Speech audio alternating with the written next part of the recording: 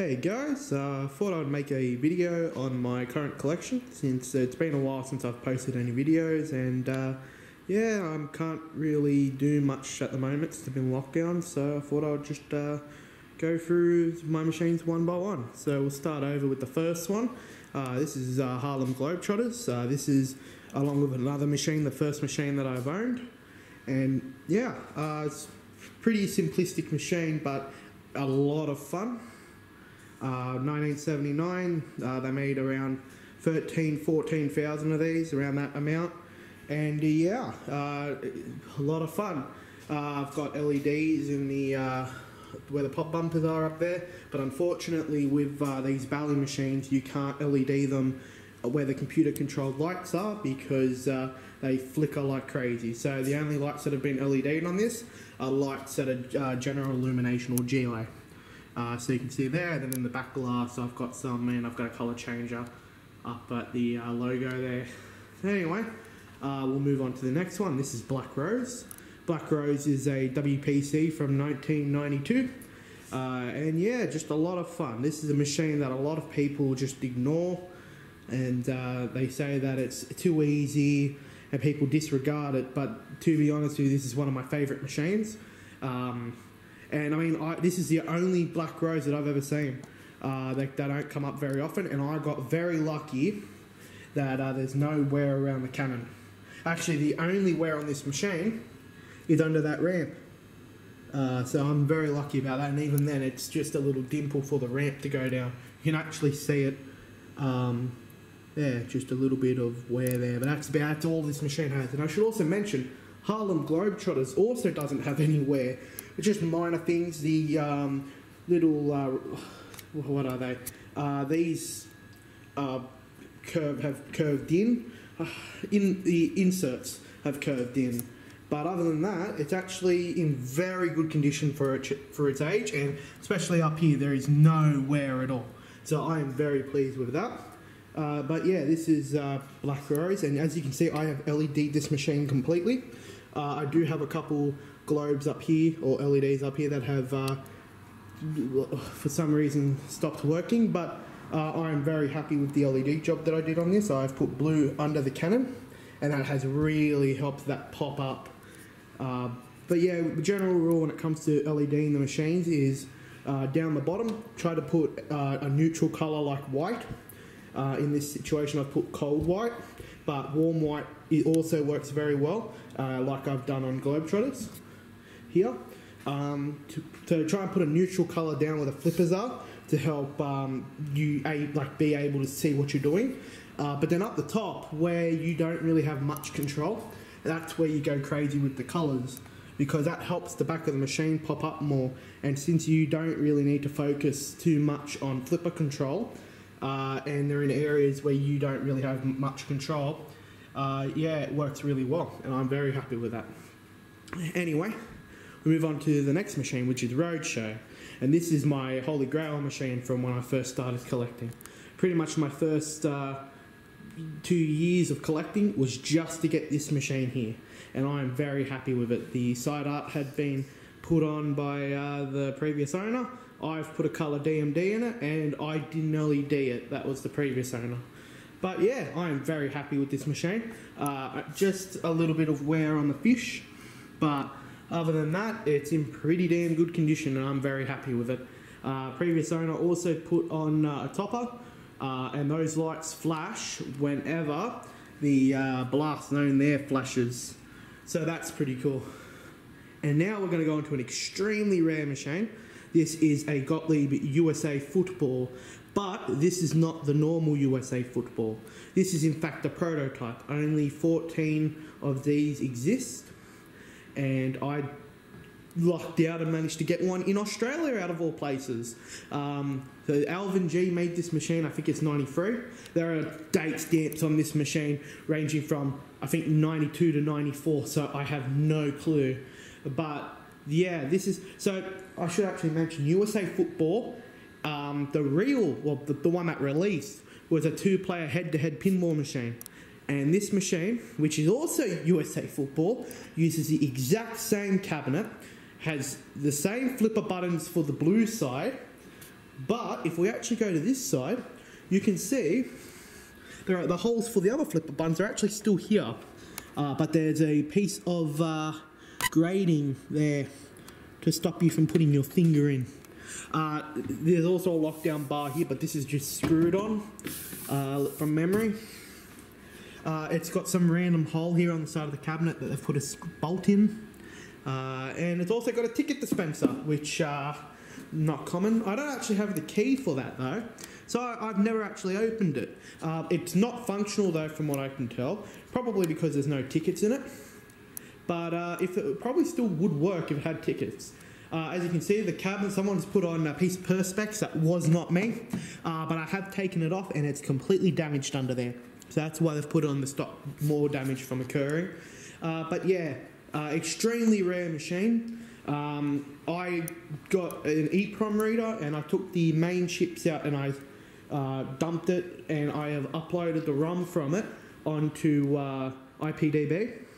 I do know that the ROMs do work if you swap them out with the ROMs in main for the other USA football, but the audio doesn't work. So by just going into the files of the main one and swapping out the files of some of the files with my files, it does come up with the DMD and it does work, but there's no audio. And this machine actually has unique audio.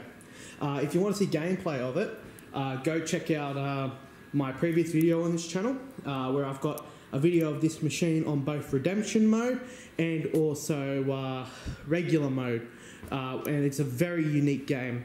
Awesome game for 2 players because it pits both players on the machine at the same time, with one player using this button to try and prevent you from so how it works is you got these blue lights that flash, and if you get your ball in there, then it increases your distance to the goal by that amount of yards.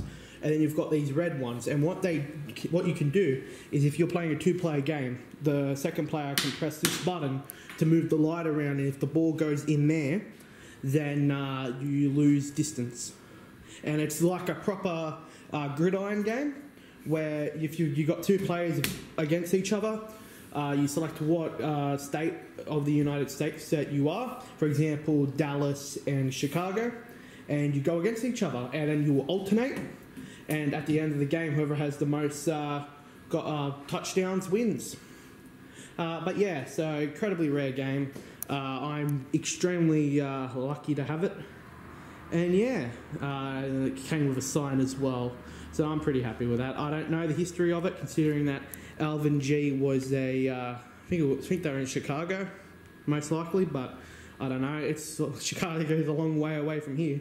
So I'm very, very lucky to have it, and I don't know why it's here. Anyway, got my little guy up there that was given to me. I put a light in it and hung it, so I'm pretty happy with that as well. He just overhangs the game room. Anyway, then we've got this, and this is the other machine that I got. This is a Jubilee Riviera, which it's like, yes, it is a poker machine, and yes, it's technically illegal. But the jackpot's also $2. I don't think I'm going to become a crippling gambling addict by having it. And I've seen people having the actual poker machines around here, so I'm not worried. But yeah, it's as simple as it gets. Like, it uses only 10-cent coins that are like Australian coins. Like, honestly, they should just change the laws and make these old mechanical ones just legal to own, because if you ban these now, you're not going to make anything. They're cool, but I don't think $2 is going to satisfy hardcore gamblers when you can go play your big red over there that, you can win thousands of dollars on at once. But yeah, these are awesome to have. And again, I got this with Globetrotters when I got it. These were actually in my family for a lot longer than they were mine. But yeah, they became mine. So I'm pretty happy with that. Now we're going on to the arcade machines. This is my most recent acquisition. I only got this a couple of weeks ago from filming this. And this had Street Fighter in it. I got to make a video of this PCB that was in it at one point. It was the most jank version of Street Fighter I've ever seen. It's safe to say it was a bootleg, but not only that, but I had it was Ken transforming into Ryu, and then I also had the Hadoukens that would actually do 2 Hadoukens at the same time. And then you'd also have, what was it? Guile teleporting. Oh, just bunch of jank shit. So anyway, the first thing I did when I got it was I actually pulled the PCB out and I put in the elevator action board that I have that has had a jammer harness put on it, which is a genuine elevator action harness board, or I should say. And then when I got sick of elevator action, I put in 10-yard fight, and I think this is how it's going to stay, because this is awesome. I love this game, and also it goes well with USA football. But yeah, you can see inside. So this is an interesting machine, to say the least. So the person who had this machine, not the previous owner, but the owner before that, I'm guessing. Oh, I've got to fix that. Oh, well, I'll fix that later. This obviously used to be a different machine that had a, what's it called? It had an 18-pin harness in it. But yeah, and then they've put a connector on that to make it jammer, and then I've got a connector on this that converts it to 10-yard fight, which is also a genuine iron board, so I'm very happy with that. Yeah. Ooh, I don't want that shorting. Let me fix that. Okay, I'm back. I have repaired the door, so now it goes in and out as it should. And as you can see, the machines are off. I'll use this opportunity to show how I turn the machines on. So I have a little system set up that I got an electrician to set it up. Behind all that junk are a bunch of outlets. I've got 2 permanent outlets, so outlets that I can switch on and off from there. But then I also have 4 outlets over there that are controlled by this switch. So all I have to do is power the switch up, and as you can see, all the machines power up, which is awesome.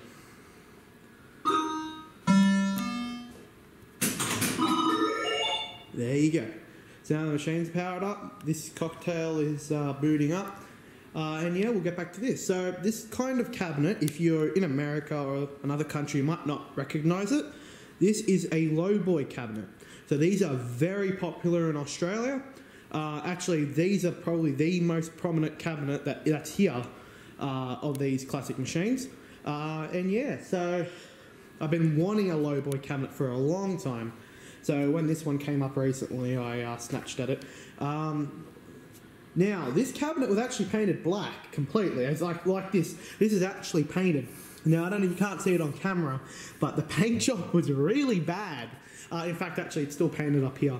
Again, you can't see it, but that's just someone just not even a word of a lie. They grabbed a rattle can, a spray paint can, and they just spray painted it. They didn't even bother sanding it down or doing any prep work. They just painted it. So when I got it, the paint was all on there, except there were patches where it looked like it was like pinkish, orangish. So I was looking, I'm like, what's going on there? And then I looked closer and realised, wait, that's wood grain under it. So I spent probably about 6 hours with a rag and metho, or methylated spirits, and just went to town on it and took most of it off. You can see in some areas it couldn't get it all off, but it looks like a completely different cabinet now. And I left it black around the monitor, even though that was painted. I actually don't mind it because you want as much darkness here so you can see the screen properly, so I don't mind. And I left this black because all that would be under it is rust. So that's fine by me. So anyway, this is the Lowboy cabinet with my 10-yard fight in it. I'm also going to leave the control panel as the Street Fighter layout because at the end of the day, this is my jammer cabinet, and if I want to put another PCB in it that uses more buttons, I have the buttons to do it. So I'm pretty happy about that. Now anyway, moving on to the cocktails. This is my generic cocktail. This used to have a Gallagher board in it, which I think was a bootleg. I don't think it was a genuine one, unfortunately. But I ended up putting a 60-in-1 in it. And the original CRT died. And instead of screwing around with trying to find a new monitor, and by the way, it was the tube, it wasn't the chassis, I should mention. The tube was starting to like smoke up and stuff, so I did try my absolute hardest to save it, but unfortunately when it's a tube there's not much you can do, especially when it's smoking around the anode cup, so I just gave up and I put a CRT in it. Since it already had a 60-in-1 in it before, it pretty much works native. You just plug a VGA into it and that's it. Now I do actually have a little PCB. I think it might be in this drawer. Yes, it is. This board allows me to convert CGA, which is what these arcade boards use, into VGA for the monitor. So if I ever wanted to put an original PCB back into it, I do have a method of doing it. But for now, I'm pretty happy with the 60-in-1, and so I think it's going to stay like that. Now, we're moving on to the next one, which is this. This is an Australian Leisure and Allied Asteroids. As you can see, it says Leisure and Allied on it. Probably get this garbage off. Yep, Leisure and Allied, and the Atari. So, the story with most Australian machines is there's a company in Australia called Leisure and Allied. They're not known as Leisure and Allied anymore. Well, there is a department that's called LAI that's still there, but they're more commonly known as Time Zone now. And Time Zone, or Leisure and Allied back in the day, were contracted, or they got permission to manufacture these arcade cabinets in Australia. So all the a lot of machines, especially the Atari stuff, you will find versions of it in Australia that look very similar to the American versions, but are made by Leisure and Allied and had slight differences. And we'll use this cocktail as an example. So the Leisure and Allied Asteroids has the Leisure and Allied logo on it. The artwork is slightly different to the American version. This is a bit faded, I reckon, but it's still got different artwork. And the start buttons in the American version are actually on the front. As you can see, there are no start buttons there. They're actually on the control panel. It's very hard to see, but yeah, they're actually on the control panel. And what does that mean? It means that no replacement artwork exists. As you can see on the glass, this is heavily scratched. It was like that when I got it. And unfortunately, there is going to be no way in hell for me to get a replacement on the top, which absolutely sucks. And I will not get the American version because it's wrong. And I want to try and keep this as original as possible. If we go down here, you see the control panel also has the LAI logo on it.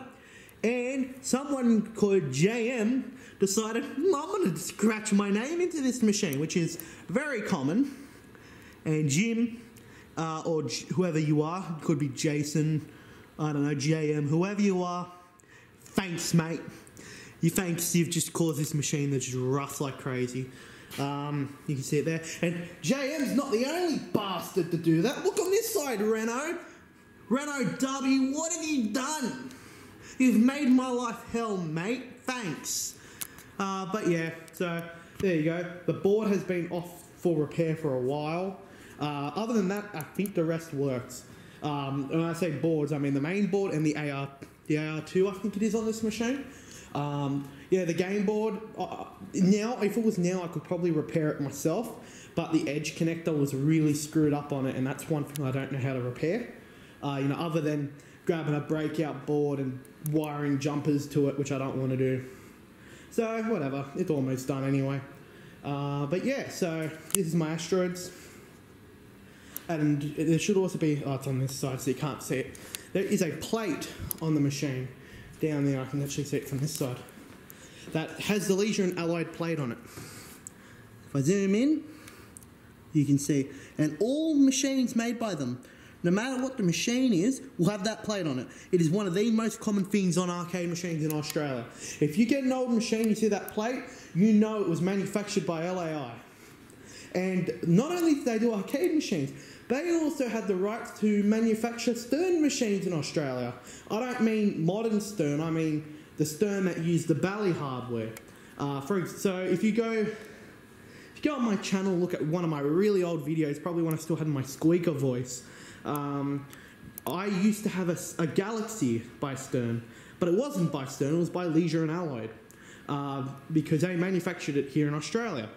And the most famous example of a machine like that is a machine called Cosmic Princess, which is a Stern machine made by Leisure and Allied, manufactured only in Australia.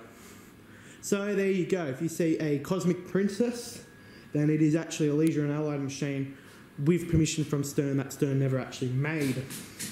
So there you go. So these are my machines. There's one last machine. It's not even worth covering. It's not even a machine really, but you've probably seen it throughout the video the entire time. This thing. It's just a Gumball Machine. I don't even have anything in it. I bought it for like $100. It actually accepts American quarters, but $1 works fine.